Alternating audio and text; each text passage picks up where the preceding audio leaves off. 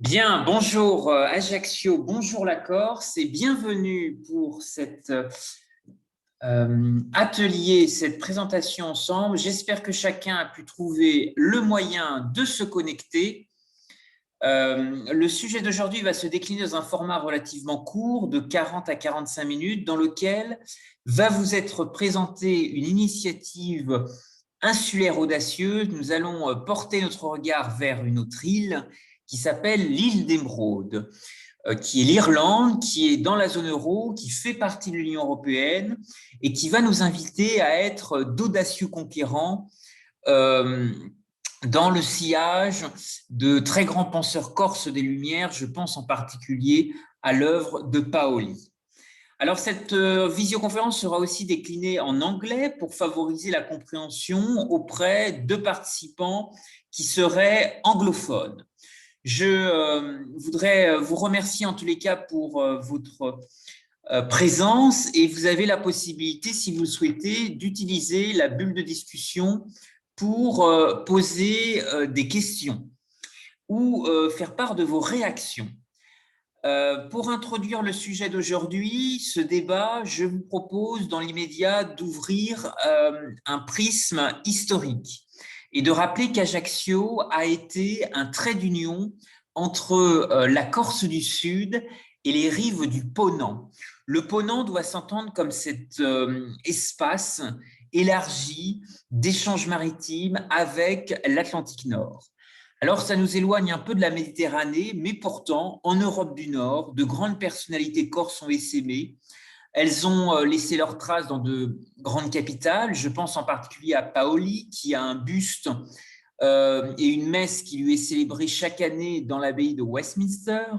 Une association des Corses de Londres qui est extrêmement impliquée pour mettre en valeur sa mémoire.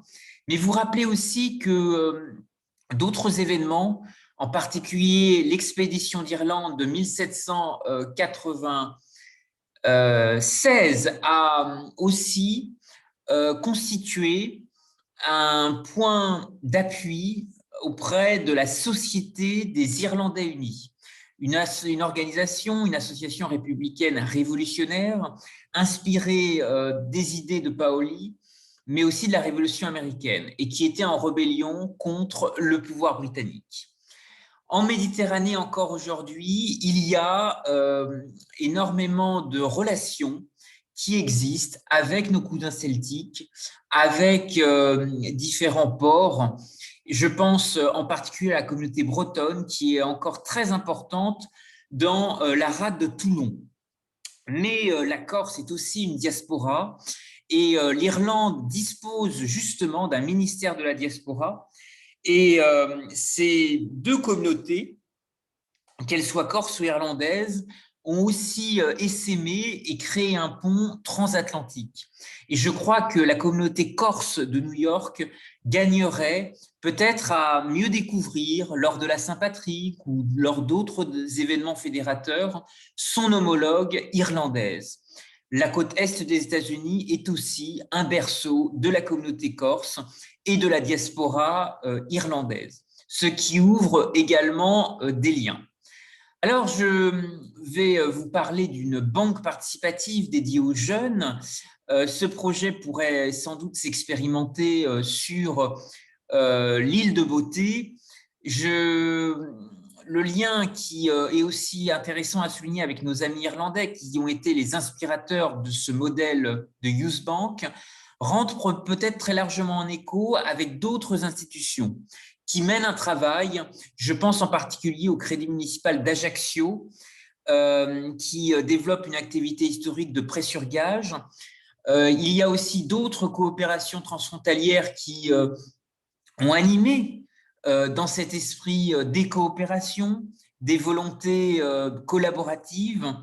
Vous dire et peut-être rappeler que le Crédit municipal d'Ajaccio s'inscrit très étroitement dans un héritage italien, celui du Mont de Piété, et qu'il porte en son sein un logo que vous voyez ici à l'écran, qui est assez exceptionnel, qui représente un animal mythique, mythologique, qui est un griffon. Et ce griffon a effectivement un lien avec les mines d'or d'Apollon et constituait déjà l'emblème du premier mont de piété qui a été créé en 1462 par le moine Barnabé de Terni. S'il existe, grâce à la diaspora corse, grâce à la diaspora irlandaise, des structures, de business type business angel, des associations, des réseaux, des comités de jumelage. Je pense aussi à des fondations, à des organisations de mécénat et à bien d'autres structures qui sont extrêmement utiles pour encourager la philanthropie, pour créer des liens de solidarité entre les membres d'une même communauté. Et c'est là où l'île d'Émeraude, l'Irlande, se rapproche certainement de sa grande sœur, la Corse, qui, elle aussi, était en contact avec de nombreux royaumes insulaires, bien entendu la Sardaigne, mais aussi d'autres grands carrefours en Méditerranée. Alors, ce qui rapproche aussi finalement les deux territoires, et en particulier le pays du trèfle, ce sont des échanges sportifs. Et on pense bien véritablement au rugby.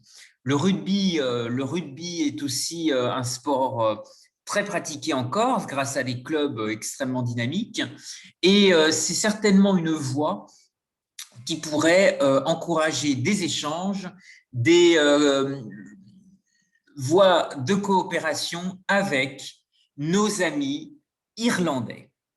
Alors, un écrivain qui a peut-être le mieux justement parlé de cette relation authentique qui pourrait se développer, c'est Victor Hugo, à travers une œuvre qui s'appelle « Les travailleurs de la mer », dans lequel Victor Hugo imagine la figure d'un roi au crinier de l'océan qui refuse le droit de l'or et de l'argent sans son autorisation, et la seule monnaie qui est autorisée est le coquillage, dont la mer est l'inépuisable coffre-fort.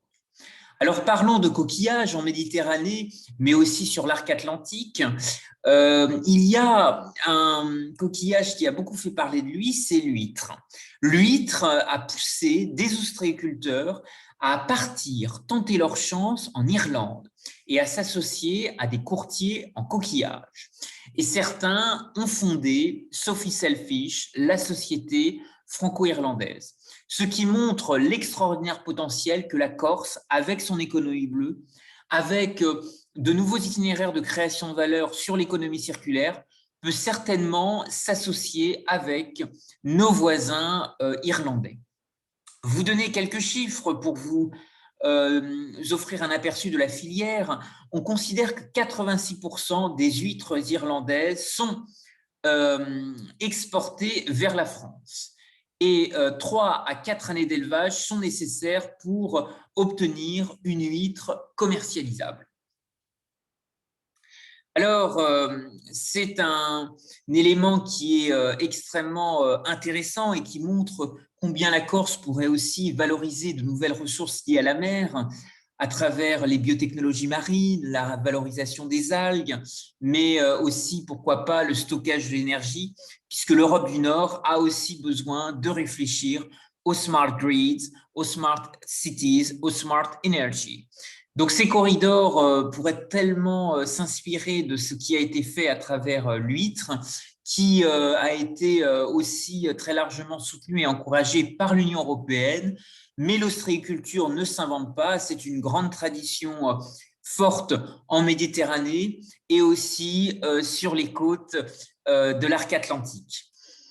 En tous les cas, je pense que Victor Hugo a une intuition remarquable avec son œuvre « Les travailleurs de la mer » et elle nous invite vraiment à réfléchir à l'insularité, la maritimité qui pourrait pousser beaucoup d'acteurs corses à s'ouvrir avec des acteurs celtiques. Surtout qu'il y a eu des relations historiques de cabotage, des relations industrielles extrêmement intéressantes pour développer des transferts d'innovation. Je pense en particulier à cette dynamique transméditerranéenne, charbon irlandais et gallois, qui a permis de nourrir des contacts avec de grands pôles de la Méditerranée jusqu'à la Tunisie, mais également d'autres ports, je pense à Toulon, d'autres bassins industriels sur l'arc atlantique, c'est essentiellement La Rochelle, c'est le port industriel de Nantes-Saint-Nazaire et c'est également Bordeaux qui était relié par ces relations quotidiennes d'approvisionnement de matières premières, ce que les Anglais appellent les commodities. Et la Corse est au cœur d'un vaste réseau, un réseau euro-méditerranéen qui pourrait, bien entendu, stimuler sa position d'ouverture et faire de la mer une source d'innovation, une source d'opportunités. Ces échanges avec l'Irlande, mais je pense aussi au Pays de Galles, sont certainement des axes historiques extrêmement inspirants pour stimuler des contacts avec la Corse comme laboratoire sur la Méditerranée. D'autres îles sont extrêmement actives. Pendant le Brexit, on a notamment beaucoup vu Malte, mais aussi l'île de Chypre, jouer un rôle pionnier à la fois pour attirer des technologies, attirer des financements et jouer aussi un rôle de tremplin, notamment dans le cadre de la reconstruction de la Libye pour ce qui concerne le modèle maltais, mais aussi la reconstruction du Liban et de la Syrie pour ce qui concerne le modèle chypriote.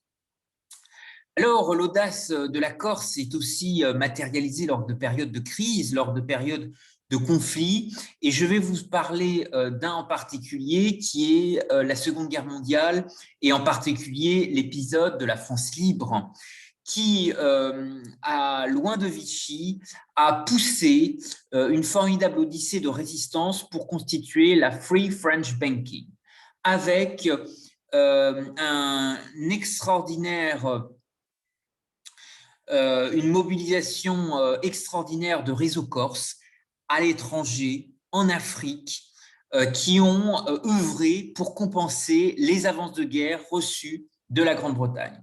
C'est donc un formidable terreau de solidarité qui s'est mis en place et qui a été fortement encouragé et structuré autour de cette Free French Banking, cette banque de la France libre, dans lequel ont participé de grandes figures corses, de la résistance, des réseaux corses qui étaient extrêmement bien organisés dans l'ensemble de l'ancien empire colonial français. Des écrivains en retour et des grandes plumes irlandaises, je pense en particulier à Samuel Beckett, qui est un grand prix Nobel de littérature, ont gardé en mémoire ce souvenir et ces mémoires assez traumatisantes de la guerre, cette mémoire des conflits. Et à ce titre, souhaite souligner les écrits de Samuel Beckett, qui a beaucoup mis en valeur la solidarité déployée en relation avec la Croix-Rouge irlandaise. La philanthropie, le bénévolat, les liens d'altruisme sont toujours extrêmement forts en Irlande.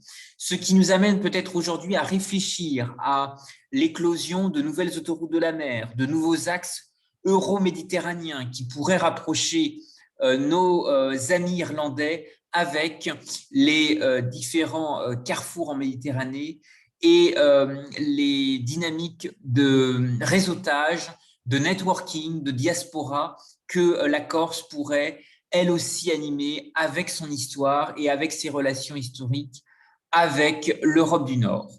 Alors, d'autres ports s'intéressent particulièrement à la façon dont les transporteurs irlandais cherchent aujourd'hui à contourner l'eurozone. C'est un changement qui va sans doute modifier profondément les rapports entre l'Irlande et le reste de l'Union européenne, et des îles pourraient à ce titre jouer un rôle de phare, de tremplin, de levier dans l'émergence de ces nouvelles dynamiques et jeux d'acteurs. Parmi l'un des exemples méditerranéens extrêmement forts, ce qui nous amène à nous rendre, à voyager sur les traces de Marco Polo, il y a une cité marchande, une sérénissime république, qui a, en toute résilience, cherché à être un véritable pôle de rayonnement sur le commerce mondial maritime, c'est Venise.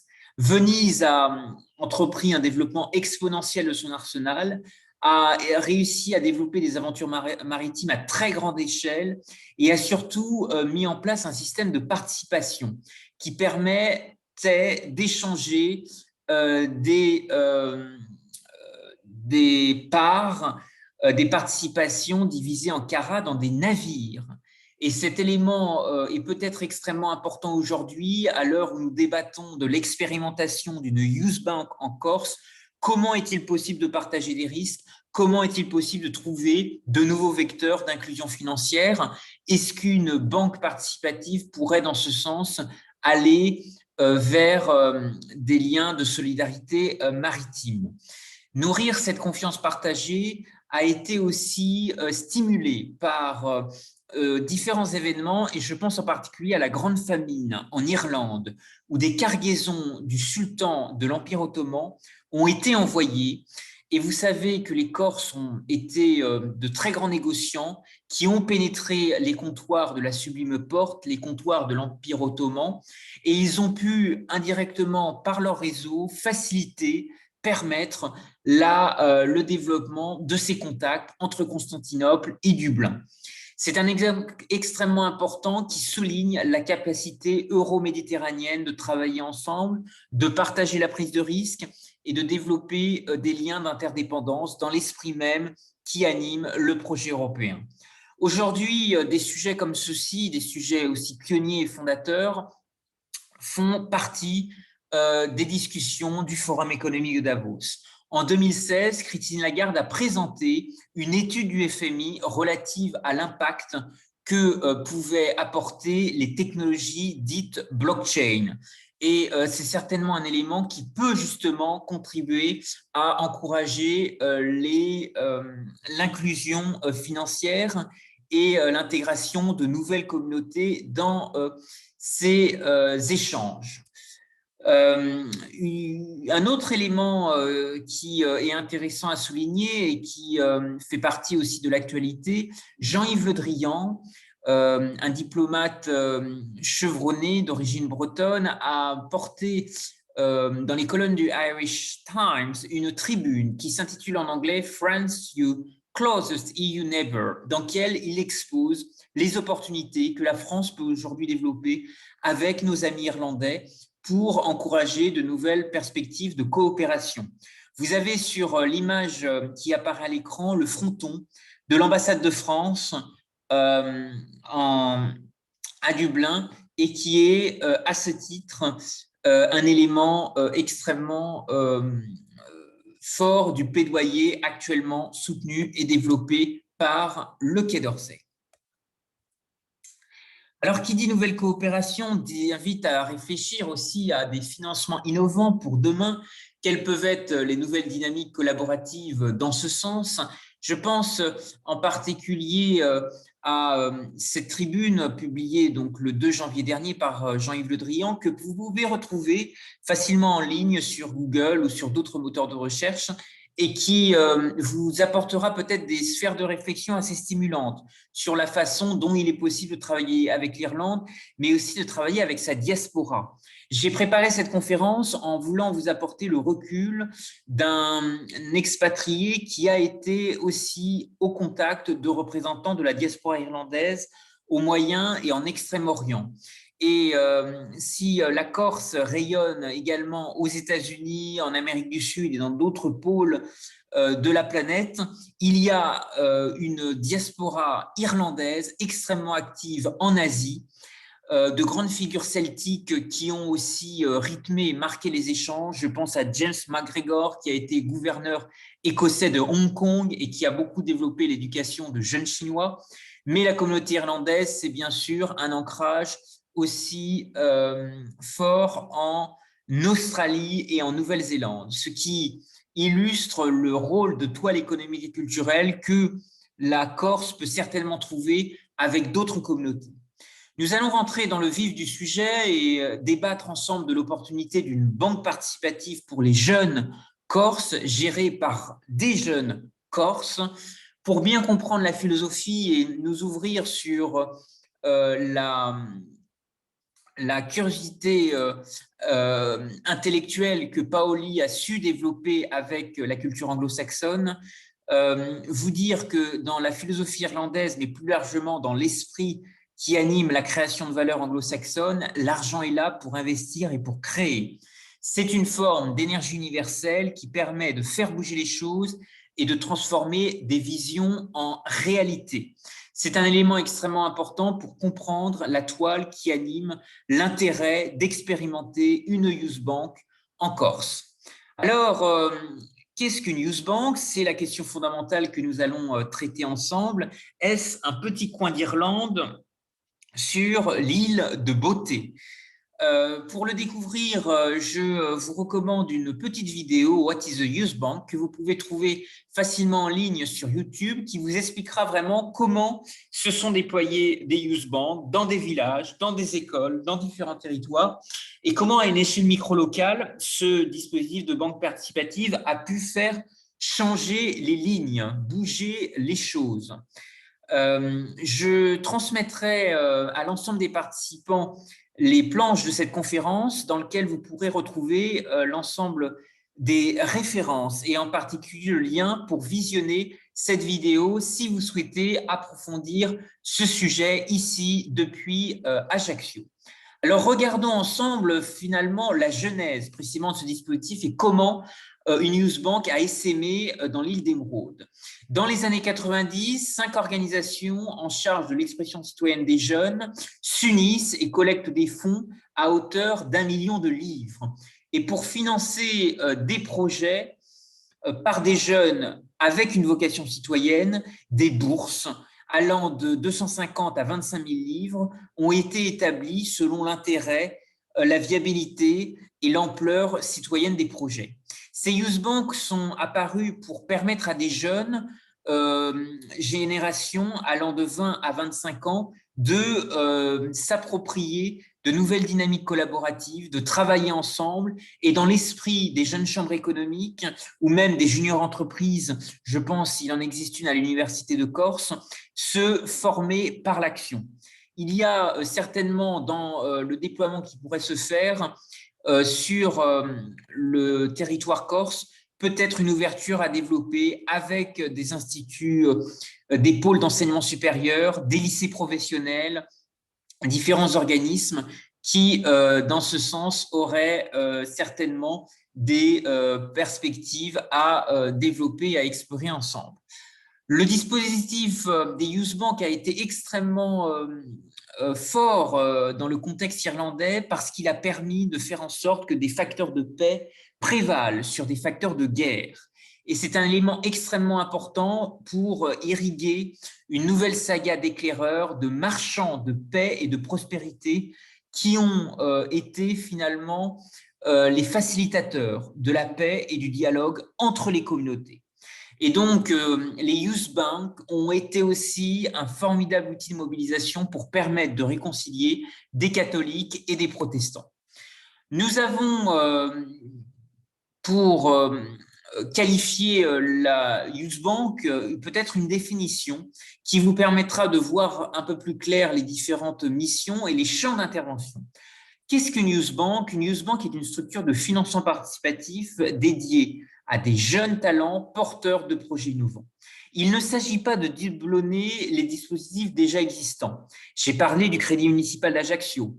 Il existe aussi des réseaux de business angels. Il existe de la love money qui vient de votre famille, qui peut venir aussi d'investisseurs, qui peut venir de la diaspora corse répartie sur les 5 continents. Il y a des associations, des structures d'appui à l'innovation, beaucoup d'organismes déjà actifs. L'innovation des youth banks vient vraiment de la gouvernance qui vise à permettre à des jeunes de gérer eux-mêmes pour d'autres jeunes un dispositif de youth bank qui va leur offrir une expérience entrepreneuriale et qui va les aider à développer le goût du risque. C'est donc une véritable porte ouverte pour mettre en place de nouveaux itinéraires de création de valeur. Et ça, je pense que sur l'économie bleue, sur la valorisation de nouvelles ressources liées à la mer, sur le tourisme, sur de nouvelles activités liées au e-commerce. La Corse a énormément de pépites, de talents à valoriser et à faire valoir.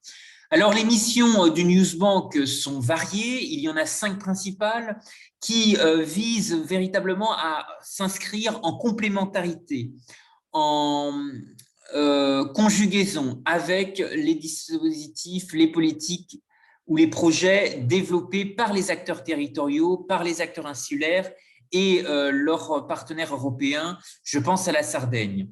Il y a parmi ces missions, je vais vous parler de la principale que vous avez sans doute bien compris, c'est d'abord la mise en relation de jeunes talents porteurs de projets innovants avec des investisseurs locaux. Et cette possibilité de rentrer en contact avec des investisseurs est effectivement un plus. Pour des structures qui ont été peut-être des youth banks un peu plus solides et chevronnés dans leur fonctionnement, il est aussi possible de proposer une participation financière qui sera définie dans sa doctrine d'investissement et dans les critères d'éligibilité par des jeunes qui fixeront les critères d'attribution et le choix du projet civique à soutenir avec, bien entendu, un impact social fort pour le territoire. Les youth banks vont être aussi là pour apporter des conseils personnalisés, des orientations vers des organismes qui pourraient encourager ou qui pourraient apporter du mécénat, de compétences. Il n'y a pas que le mécénat financier et cet aspect formation est extrêmement important. La Youth Bank se veut davantage un lieu de ressources plutôt qu'un fournisseur de ses conseils, car les nombreux dispositifs sont pléthoriques, sont extrêmement nombreux. Des regroupements et des grandes coalitions d'acteurs existent déjà. Je pense à France Initiative. Beaucoup de structures de business angels sont aussi déjà engagées, des plateformes de crowdfunding. Donc, il y a beaucoup déjà un écosystème extrêmement riche et il s'agit d'être surtout en situation gagnant-gagnant et non pas en compétition directe. Un autre pilier qui est la 5e mission, c'est de développer des actions de sensibilisation dans les lycées, dans les collèges, dans les centres de formation. Et une ouverture qui pourrait se faire avec l'Université de Corse, c'est également de toucher l'enseignement supérieur avec les talents, mais pourquoi pas des jeunes chercheurs qui pourraient aussi apporter des idées en matière de financement innovant.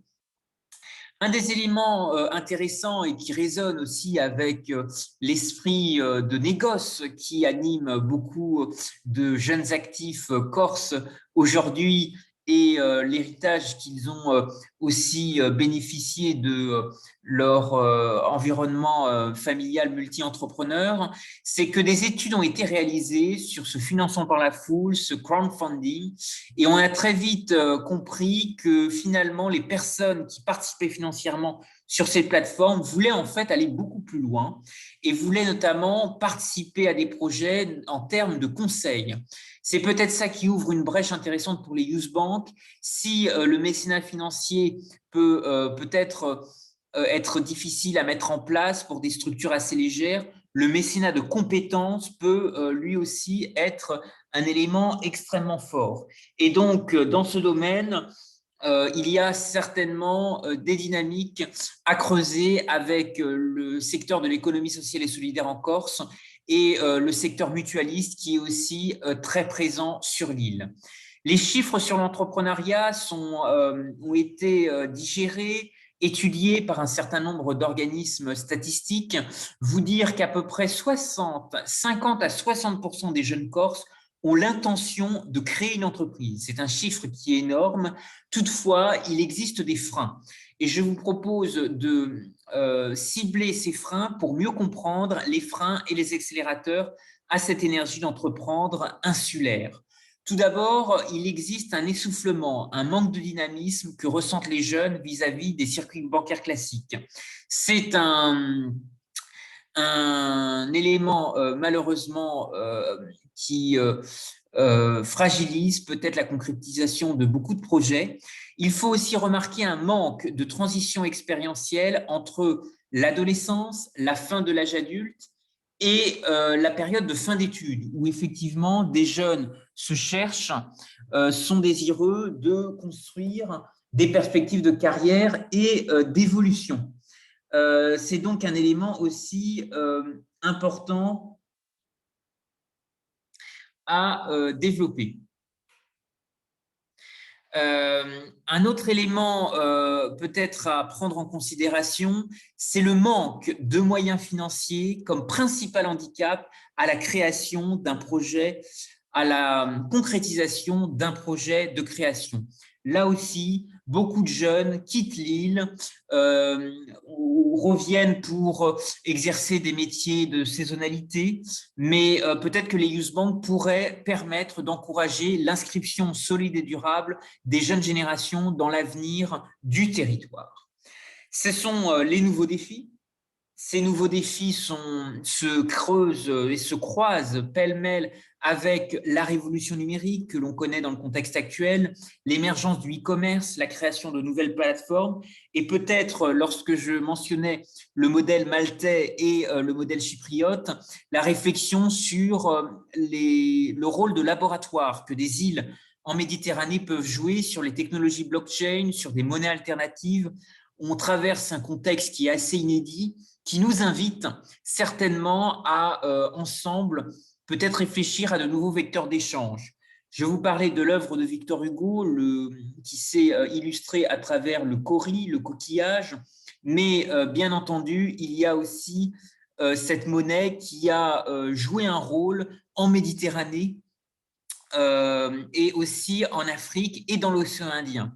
Et je pense que des retours d'expérience d'expats corses qui ont été actifs dans ces régions seraient extrêmement intéressants pour enrichir les sphères de créativité autour de nouvelles monnaies. Pour justement structurer la confiance entre les acteurs, créer des vecteurs d'échange pérennes, les Youth Bank fonctionnent dans leur dynamique collaborative avec des golden rules, des règles d'or qui sont véritablement structurantes et qui vont permettre de gérer les rapports humains, les rapports au sein de chaque structure. Ces Youth Bank ont différentes règles d'or, différentes golden rules. Cela prendrait peut-être un peu trop de temps à tous les énumérer, mais vous dire que tout simplement, il y a une règle d'or qui est fondamentale, c'est de considérer que les Youth Bank doivent être gérés par des jeunes. Ce sont eux qui doivent être les acteurs pleins et entiers de ce programme de banque participative.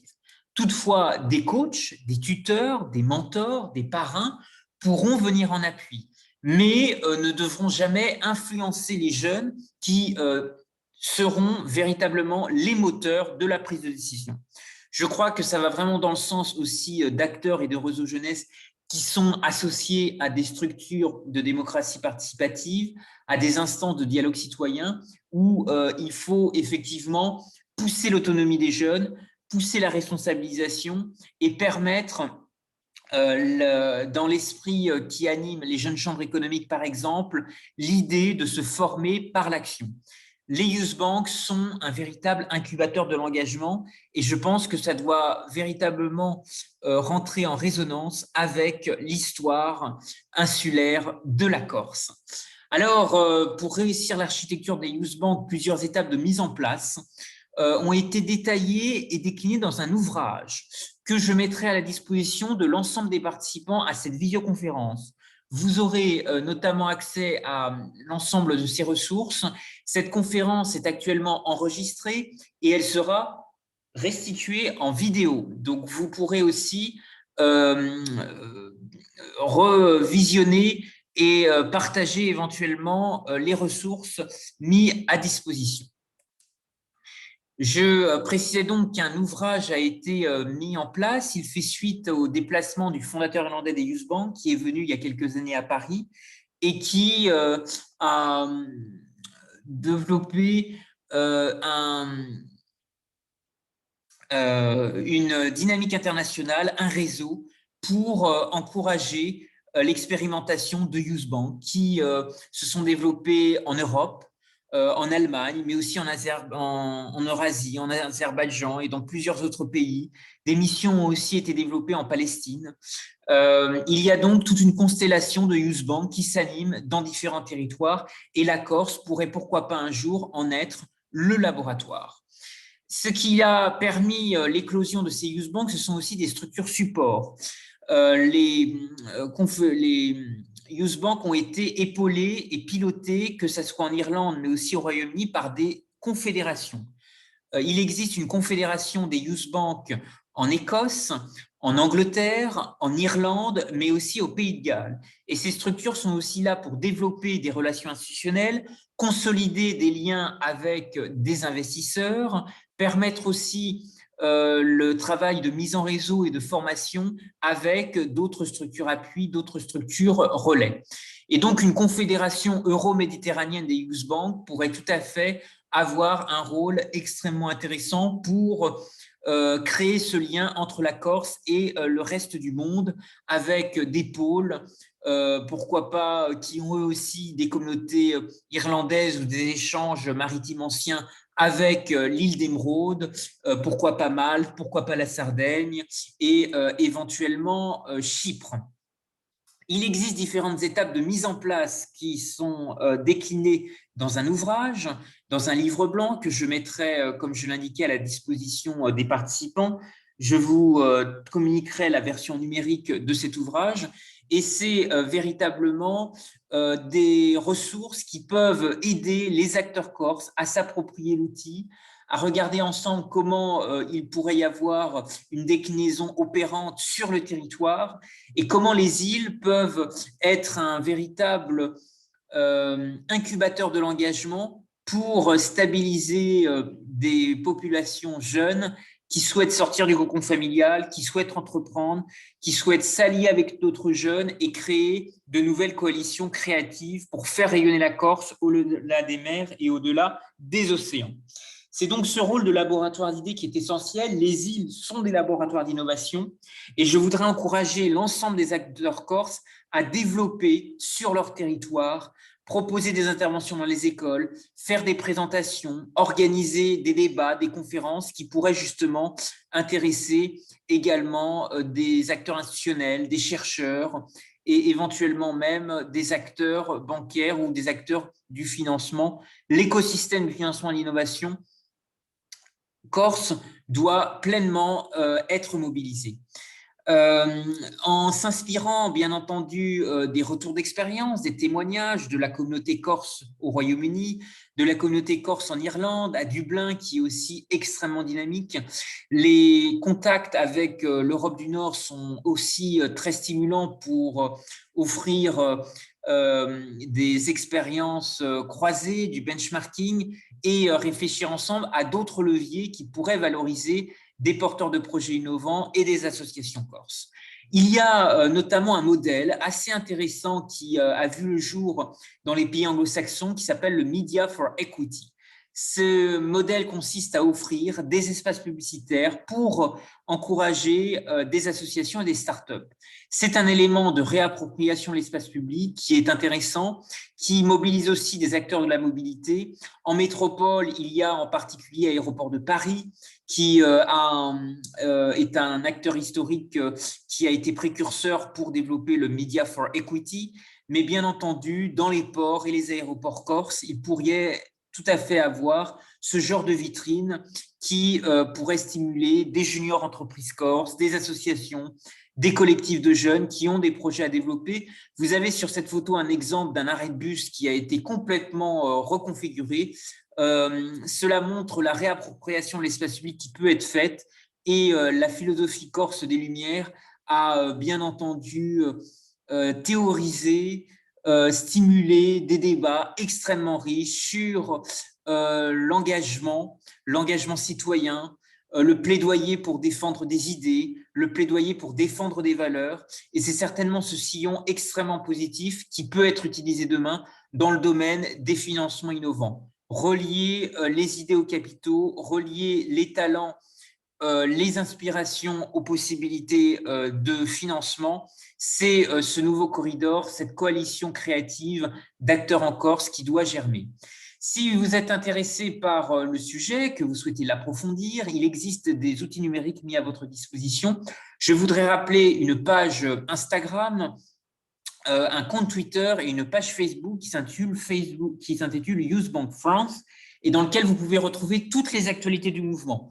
Vous inscrire si vous souhaitez participer à des formations, rejoindre des forums, être là aussi pour créer de nouvelles dynamiques collaboratives avec d'autres acteurs. C'est un espace de mise en réseau.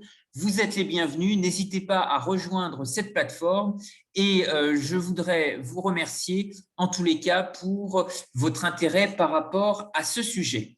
Je laisse les échanges ouverts pour chacun d'entre vous. Si vous avez des réactions, vous êtes les bienvenus et je me tiens à votre disposition si vous avez des questions. Vous pouvez réagir dans la bulle de discussion et je voudrais vous remercier pour votre écoute et me tiens à votre disposition. Les planches de cette conférence vous seront mis à disposition et bien entendu, vous recevrez aussi l'ensemble des références et en particulier l'ouvrage en version numérique si vous souhaitez approfondir le sujet. Je vous remercie et je vous souhaite une très bonne journée. Je vous propose de poser vos questions dans la bulle de discussion s'il y a des réactions et je vais y répondre avec grand plaisir.